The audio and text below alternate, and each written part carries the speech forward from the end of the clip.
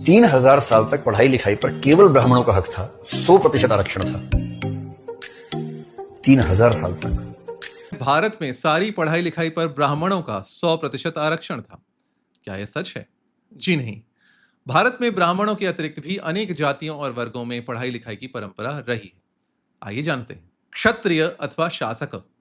वर्धन वंश के हर्षवर्धन, परमार वंश के भोज, चालुक्य वंश के सोमेश्वर तृतीय, पल्लव वंश के महेंद्र वर्मा आदि संस्कृत के प्रसिद्ध साहित्यकार रहे हैं।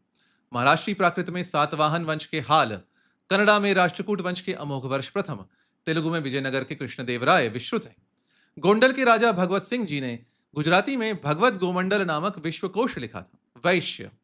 सुंदर विलास जैसे सर्वांग सुंदर काव्य के रचयिता सुंदरदास और आधुनिक हिंदी साहित्य के पितामह भारतेंदु हरिश्चंद्र वैश्य वर्ग से थे। संस्कृत और प्राकृत में अनेक जैन साहित्यकार भी वैश्य समाज से थे। कायस्थ। शतियों से पढ़ने लिखने में आगे रहे हैं। 10वीं शती के हलायुध कोश में कायस्थ शब्द को लेखक और लिपिकर का पर्याय बताया गया है। कायस्थ समाज ने एक लिपि भी बनाई थी जिसका नाम था कैथी। मध्यकाल के अनेक प्रशासनिक लेख कैथी लिपि में है। शूद्र। अमरु शतक के कर्ता अमरु अथवा अमरुक, काटयवेमा रेड्डी, कुमारगिरी, कोमटिवेमा, तेजसिंह, शंकर पारशव, अच्युत पिशारटी, राधाकांत देव, श्री नारायण गुरु आदि अनेक संस्कृत साहित्यकार शूद्र वर्ग से थे। अन्य भारतीय भाषाओं में भी शूद्र वर्ग से अनेक कवि और साहित्यकार हुए हैं। लिंगायत। कन्नड़ा भाषा में विशाल वचन साहित्य है। यह वचन साहित्य लिंगायत समाज के कवियों ने रचा। रचने वालों में अक्का महादेवी जैसी स्त्रियां भी हैं। बौद्ध। भारतीय साहित्य में बौद्धों का प्रचुर योगदान है। संस्कृत में अश्वघोष, नागार्जुन, आर्यशूर, वसुबंधु, धर्मकीर्ति, दिंगनाग, शांत रक्षित आदि और पाली में बुद्धदत्त आदि नाम प्रसिद्ध हैं।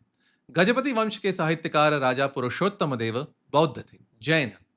भारतीय साहित्य में जैनों का भी पर्याप्त योगदान रहा है।